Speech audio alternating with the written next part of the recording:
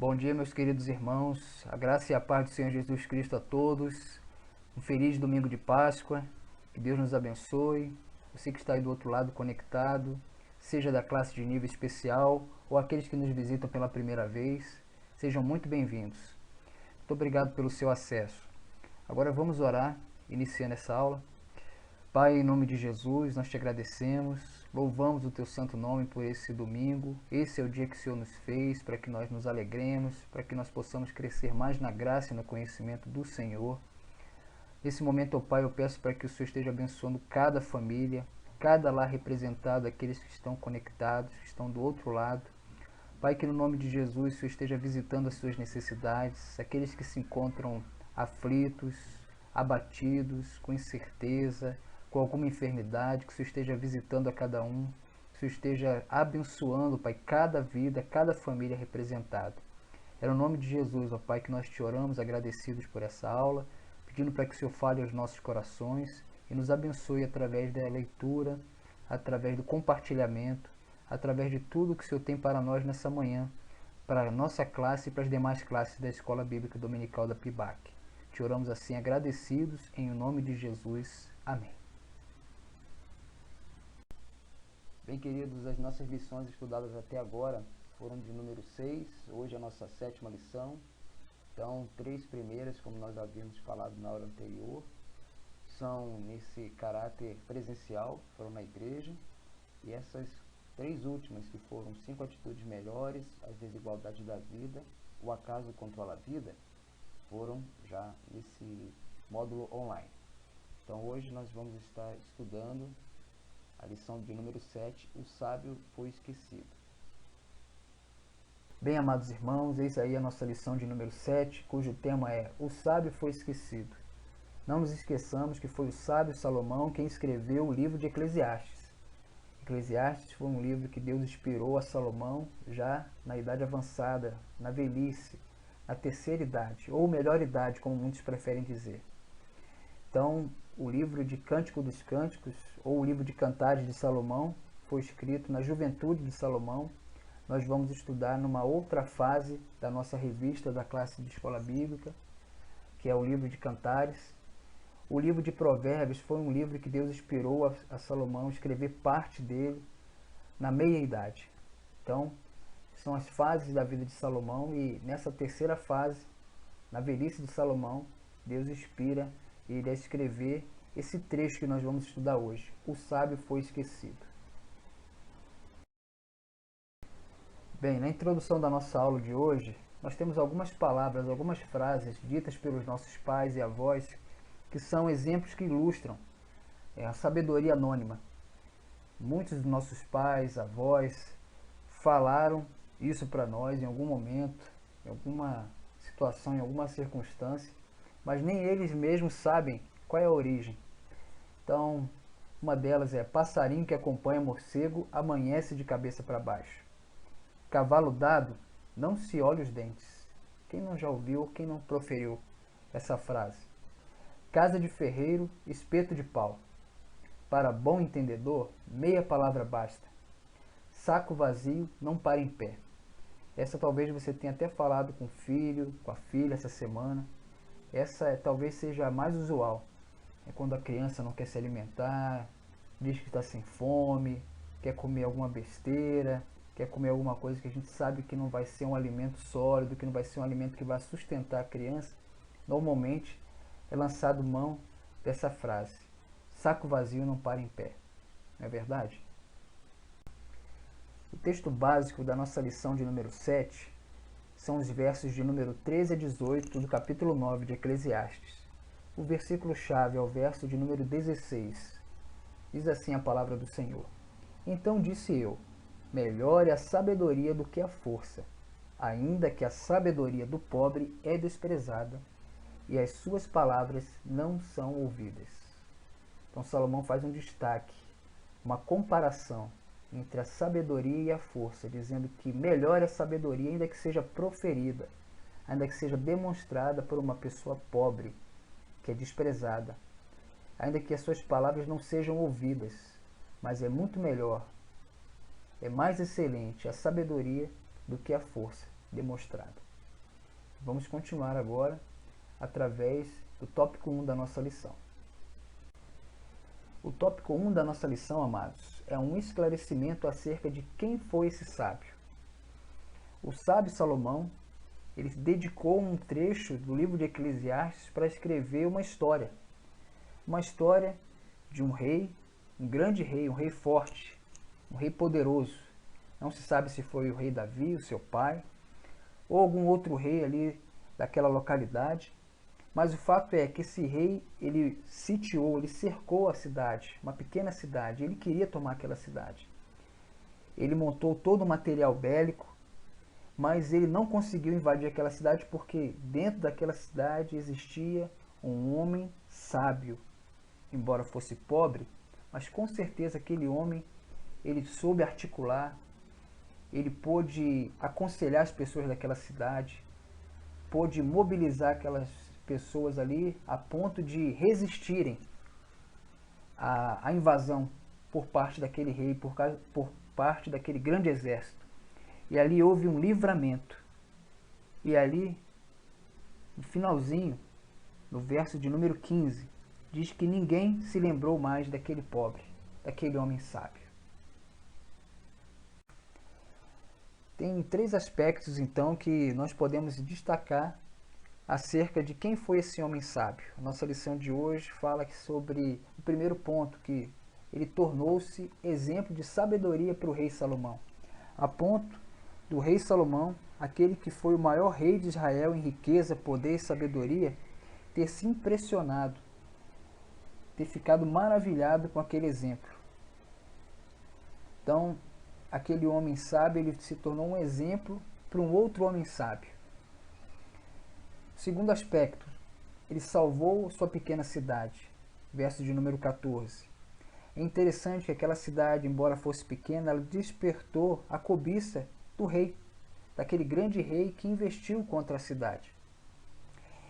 E a Bíblia não relata se aquele homem pobre, sábio, articulou, mobilizou a cidade para resistir à investida do rei que tentou entrar.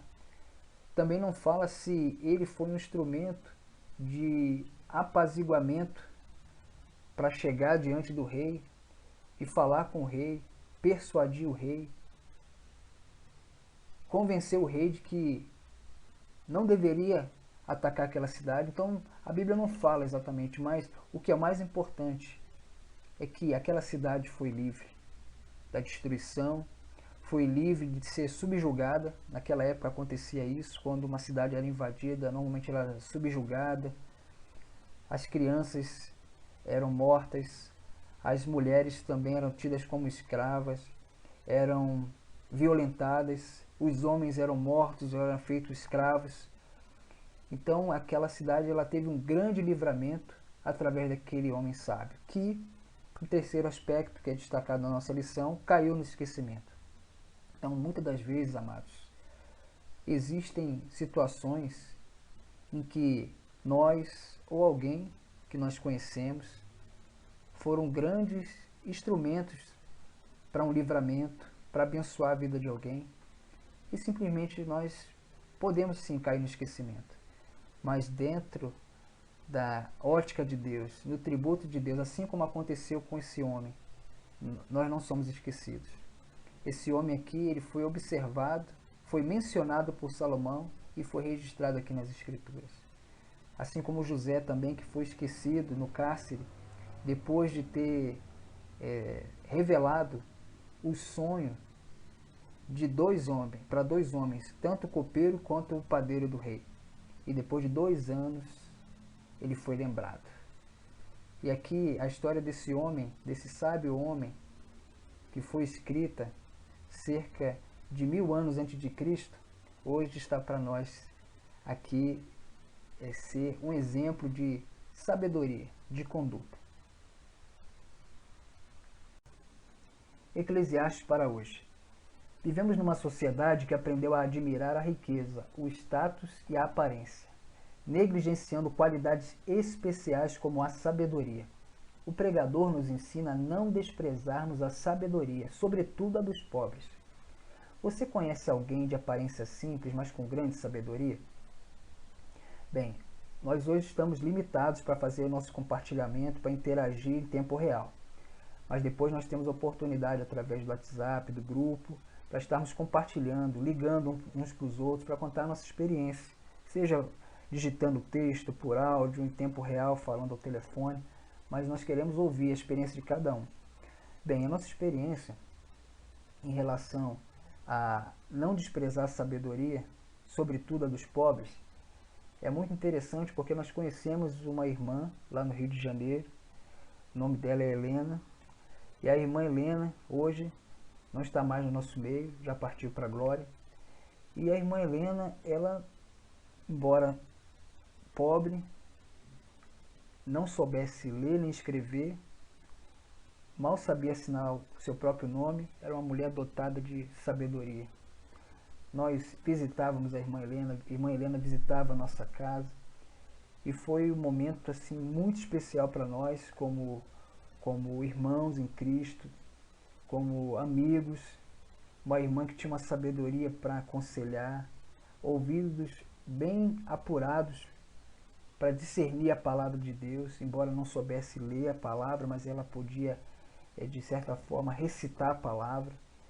Então foi um momento muito especial que nós tivemos de conhecer essa irmã, que embora analfabeta, era rica, cheia da palavra de Deus, cheia da sabedoria de Deus. Então, o tópico 2 da nossa lição é a superioridade da sabedoria. Mantenhamos as nossas Bíblias abertas, Eclesiastes 9, agora dos versos 16 a 18. O sábio Salomão extraiu da sua história uma das maiores conclusões quanto à sabedoria. Então vamos estar agora estudando esses versos de número 16 a 18 sobre a superioridade da sabedoria. Então, o tópico 2 da nossa lição, a superioridade da sabedoria, destaca 3 pontos. A sabedoria é melhor do que a força, Eclesiastes 9,16. O verso de número 17, a sabedoria é melhor do que os gritos de quem governa. E o verso de número 18, a sabedoria é melhor do que os gritos de guerra. Então são esses 3 pontos que falam sobre a superioridade da sabedoria. O verso de número 16 destaca que a sabedoria é melhor do que a força. Todo o livro de Provérbios descreve sobre como devemos nos conduzir com sabedoria.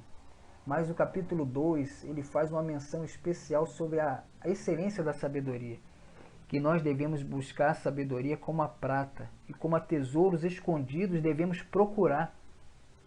E aí assim a gente entende o temor do Senhor. A sabedoria nos livra de grandes males, nos livra de adultério, nos livra de fazermos coisas perversas, de andarmos segundo o curso desse mundo. Então essa sabedoria que vem de Deus, que vem do alto, ela é excelente. Nós devemos clamar, como diz em Provérbios 2, clamar buscando sabedoria, inteligência, entendimento. E aí nós encontramos quando nós buscamos de todo o nosso coração. A sabedoria também é melhor do que a força, mostrando que a sua origem é eterna. Então a força da sabedoria, ela já existia já antes da fundação do mundo. Provérbios 8 descreve que Deus ele tinha sabedoria como a sua arquiteta. Deus, na sua mente, já havia projetado na sua sabedoria tudo aquilo que havia de existir como existe até os dias de hoje. Então a força da sabedoria está na sua origem. O mesmo Espírito que pairava sobre as águas, que estava na face das águas, lá no início, no princípio, é o mesmo Espírito que está conosco. Deus nos deu do seu Espírito para que nós possamos usufruir também da sabedoria que vem do alto. E a máxima expressão da sabedoria, ela foi personificada em Cristo. Ele é a genuína sabedoria, que possui todo o poder nos céus e na terra. Então, Jesus disse que eis que foi dado a ele todo o poder nos céus e na terra. E esse poder ele também nos dá para que nós possamos viver de maneira sábia, de maneira agradável a ele. Os versos de número 17 e 18 de Eclesiastes 9 descreve que a sabedoria é melhor do que os gritos de quem governa e do que os gritos de guerra. Duas frases foram separadas na nossa lição de hoje para ajudar a fixar os versos 17 e 18 que nós estamos estudando. A primeira é: o que você faz fala tão alto que não consigo escutar o que você diz. E a segunda, que é bem conhecida: as palavras convencem, mas o exemplo arrasta. De forma irônica, não encontrei o autor. O sábio aí foi esquecido, pelo menos eu não encontrei o autor da frase as palavras convencem, mas o exemplo arrasta. Mas o importante é que realmente ela demonstra uma realidade. O pastor Emerson, escritor norte-americano, descreveu exatamente uma palavra que confronta a seguinte frase: faço o que eu falo, mas não faço o que eu faço. Porque normalmente pessoas que estão em posição de autoridade, em posição às vezes de governo, às vezes não praticam aquilo que elas falam. E aí quem ouve, isso é demonstrado como insensatez, como falta de sabedoria. Tiago capítulo 3, versos de número 17 e 18 diz que: mas a sabedoria que vem lá do alto é antes de tudo pura, depois pacífica, amável, compreensiva, cheia de misericórdia e de bons frutos, imparcial e sincera. O fruto da justiça semeia-se em paz para os pacificadores. Então, esse texto da palavra de Deus, ele exatamente mostra que a sabedoria genuína, ela é demonstrada através de uma prática de vida cristã. Então, é incoerente um cristão que tem o Espírito Santo andar de uma maneira insensata. Demonstra que não tem a sabedoria que vem lá do alto. Por isso que nós pedimos a sabedoria ao Senhor. Precisamos clamar ao Senhor, pedindo sabedoria. A melhor a sabedoria do que os gritos de quem governa. Então, uma pessoa que fala eloquentemente, que é habilidosa no que faz, se ela não tiver o fruto, se ela não tiver as características de Tiago capítulo 3, verso de números 17 a 18, ela demonstra que ela não é uma pessoa sábia. Então, a nossa sabedoria, ela não é medida pelo que nós falamos, ou como bem falamos, articuladamente, de forma eloquente, ou da habilidade com que demonstramos. A coerência, o que realmente mostra a nossa vida sendo uma vida que reflete a sabedoria de Deus, é essa aqui descrita em Tiago capítulo 3. Bem, na nossa lição, na página de número 51, diz que os gritos de guerra podem indicar uma batalha vencida, mas eles em si não podem ganhar a guerra. Há muitos de nós que estamos vivendo alguns paradigmas como: se subirmos ao monte e gritarmos bem forte, na guerra contra Satanás, ou seja, na batalha espiritual, fazemos confissão positiva, declaramos em alto e bom som, recitando o Salmo 91. Amados, se isso for desvencilhado da obediência, de nada adianta. Nós podemos declarar a palavra de cós salteado, podemos fazer confissão positiva, determinarmos, como muitos determinam, eu determino, mas se não houver as características do fruto do Espírito, como Jesus ele mesmo demonstrou na mansidão e humildade do seu coração, através de um estilo de vida que realmente glorificava a Deus, isso de nada adianta. A lição destaca isso: jejum, subir ao monte, mas se for desprovido exatamente do amor, daquilo que Deus realmente ele traz para que nós pratiquemos, de nada disso vai adiantar. Eclesiastes para hoje. Sabedoria se adquire a partir do conhecimento e do relacionamento com Ele, com Deus. Então, se pudéssemos sintetizar toda a nossa lição numa frase, estaria aqui: conhecimento de Deus e do relacionamento com Deus, através da pessoa do Espírito Santo. O relacionamento com Deus é a chave de toda a sabedoria. Veja Tiago 1,5. Se, porém, algum de vós necessita de sabedoria, peça a Deus, que a todos dá liberalmente, e nada lhes impropera, ou seja, nada lhes impede, e ser-lhe-á concedido. Deus, ele é um Deus relacional, um Deus pessoal. Ele é o Deus de um povo, mas ele é o Deus também que se relaciona intimamente com uma pessoa, com um servo, com um filho amado dele, a ponto dele nos chamar de amigos. Então, ele quer se fazer conhecer. E a sabedoria de Deus, ela se materializou exatamente no Filho, Jesus Cristo, que veio em carne. Então, que nós busquemos a primazia do relacionamento com Deus, através do nosso tempo de qualidade a sós com Ele, com a nossa família. Nesse tempo agora de isolamento social, nós temos muitas oportunidades de aprofundarmos nosso relacionamento com Deus e com a nossa família.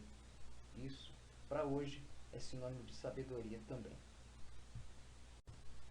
Bem, quantas vezes você já orou pedindo sabedoria a Deus? Pense sobre o que diz o pregador: o temor do Senhor é o princípio da sabedoria. Provérbios 9:10. Queridos, se tem algo que agrada ao Senhor, é que nós peçamos sabedoria a Ele. Nós, muitas das vezes, não recebemos o que pedimos porque nós pedimos mal a Deus, para os nossos deleites, para os nossos prazeres, para as nossas satisfações pessoais. Mas quando Salomão pediu sabedoria a Deus no início do seu reinado, na sucessão regencial do trono de Israel, o que aconteceu ali? Deus deu sabedoria a ele porque ele pediu com a motivação correta para governar aquele grande povo que ele havia ali constituído Salomão como rei.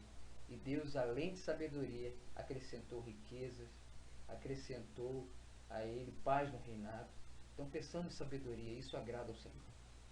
Bem, queridos, e antes da nossa conclusão, estamos aí com a imagem do livro do pastor Ed Renekivitz, cujo tema é o livro mais mal-humorado da Bíblia. Tem uma forma aí bem humorada dele trazer um limão na capa do livro. E o pastor Ed Renekivitz, ele é muito citado na nossa lição da Escola Bíblica, na nossa revista. Em vários trechos ele é citado porque ele fez esse comentário através desse livro, que é um comentário expositivo do livro de Eclesiastes. Então, aí é uma referência, uma recomendação para quem quiser se aprofundar um pouco mais em conhecer esse livro de Eclesiastes. Está aí a capa do livro na imagem aí do slide. E aí tem duas frases do pastor Ed René que eu gostaria de trazer aqui antes da nossa conclusão. Não deixe de dar bom dia para Deus. Você já deu bom dia para Deus hoje? Agradecendo pelo dia de hoje, por ser um dia de Páscoa, né? Com a família. Nem deixe também de dar boa noite. Mesmo quando o dia não tiver sido bom, com o tempo você vai descobrir que quem anda com Deus não tem dias ruins, apenas dias difíceis. Então são dias maus que nós temos vivido, como diz o apóstolo Paulo na carta aos Efésios, capítulo 6. Mas não são dias ruins, são apenas dias difíceis. A segunda frase é: não perca Jesus de vista, não tente fazer trilhas novas, siga nos passos dele. O caminho nem sempre será tão confortável e a vista tão agradável, mas os companheiros de viagem são inigualáveis. Então não perca Jesus de vista. O escritor aos Hebreus, no capítulo 12, ele diz: olhando firmemente para Jesus, o autor e consumador da nossa fé. Não tente fazer trilhas novas, achei bem interessante, siga nos passos dele. O pastor Simval, um tempo atrás, ele falou sobre Efésios capítulo 12, ele fez uma analogia bem interessante sobre os trilhos de um trem, em que Deus, ele de antemão preparou as boas obras para que nós andássemos nela. Então nós somos salvos para que nós venhamos praticar as boas obras, e as boas obras, elas não nos conduzem à salvação. Então ele fez essa analogia, o trilho de um trem e uma locomotiva ali que passa por aquele trilho do trem, e os vagões que seguem ali exatamente no trilho. Então Deus, ele já preparou já esse trilho para que nós andássemos caminhando nos passos de Jesus. O caminho pode nem ser sempre fácil, tão confortável, mas com certeza Deus vai nos dar graça para nós podermos andar de maneira sábia e de maneira que venhamos realmente glorificar Ele nos nossos relacionamentos, na nossa família, em toda a nossa maneira de viver. Bem, eis aí a nossa conclusão, estamos chegando ao final. Muitas pessoas desprezaram Jesus por causa de sua aparência. Isaías 53, versos 2 e 3 diz que ele não tinha aparência nem formosura, não havia nenhuma beleza nele que nos agradasse, homem de dores, desprezado. Então, do ponto de vista humano e material, Jesus também foi um sábio pobre. Mas o que a vida de Jesus, o ensino de Jesus, os atos dele fizeram pela humanidade, fizeram por mim e por você.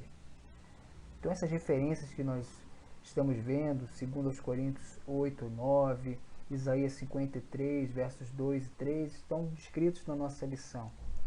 Vamos refletir, vamos meditar. E é muito importante nós refletirmos sobre os atos de Jesus, sobre a vida de Jesus, sobre o ensino de Jesus. A lição de hoje nos ensina a não desprezar e não esquecer os que fazem muito pelo reino de Deus e pelo próximo, e mesmo assim continuam pobres até o fim da vida. Não passam necessidades, fome e frio, mas não estão nas classes mais altas da sociedade. Então, aqueles que temem ao Senhor, aqueles que são sábios segundo a vontade de Deus, não passam fome e frio, ainda que sejam pobres, como aquele homem pobre daquela cidade pequena, mas o Senhor supre, o Senhor sustenta, o Senhor não deixa faltar nada. O próprio rei Davi, o pai do sábio Salomão, o escritor desse livro de Eclesiastes, descreve no verso de número 25 no Salmo 37. Fui moço e já agora sou velho, porém jamais vi o justo desamparado, nem a sua descendência a mendigar o pão.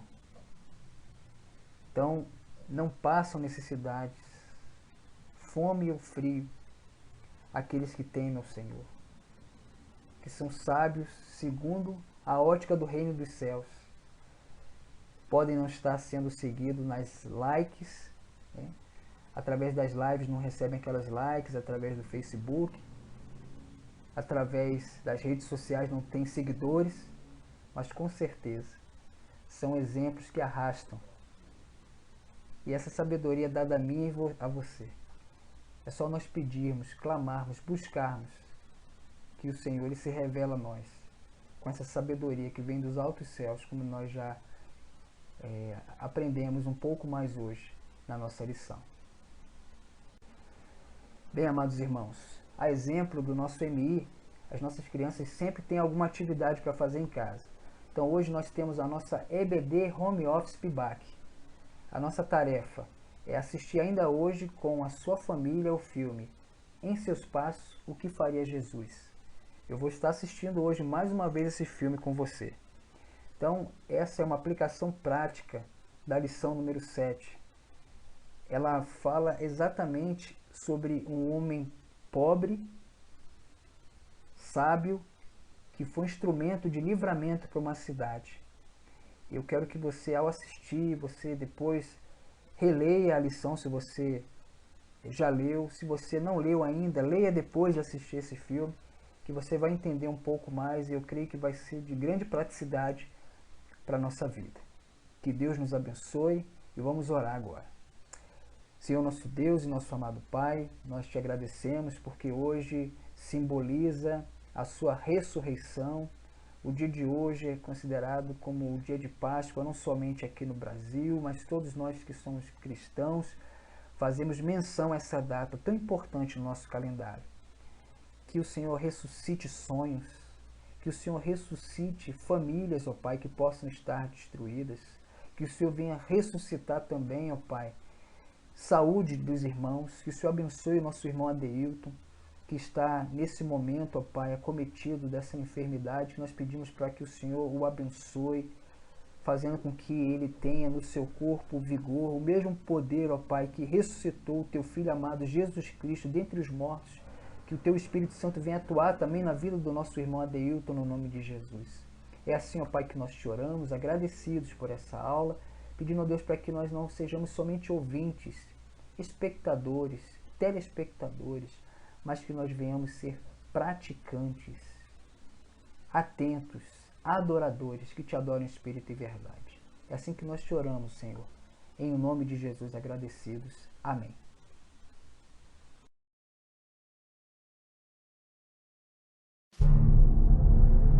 Anda, pessoal, vamos! As férias da família já começaram.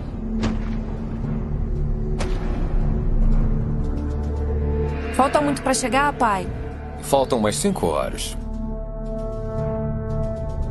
Eu sei que você é o pastor, mas não pode fazer tudo. Tem razão. Vamos aproveitar nossa escapada.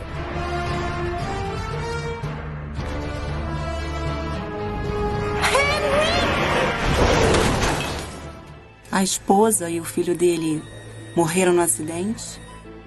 A cidade de Raymond está morrendo. Eu tenho um plano para mudar essa situação.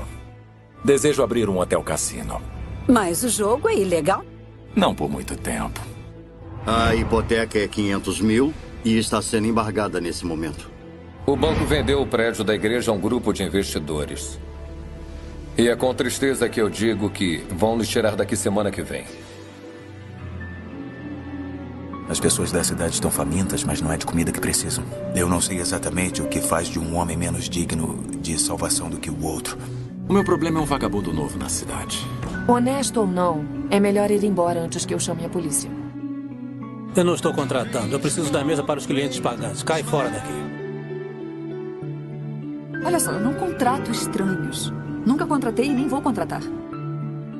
Eu só estou procurando uma oportunidade para provar que eu sou capaz. Tá criando muito problema. As coisas não vão muito bem na cidade. Eu achei que as pessoas precisassem agir de Deus quando as coisas vão mal. Vamos basear nossas decisões no que Jesus faria? Exatamente. Se Jesus fosse o editor, ele publicaria isso? Mas no fundo do meu coração, eu sei que Jesus faria o mesmo. Jesus? Quando vocês estiverem lidando com as decisões mais difíceis da vida, façam uma simples pergunta. O que faria Jesus? I'm not sure, but God, I wish I knew. What would Jesus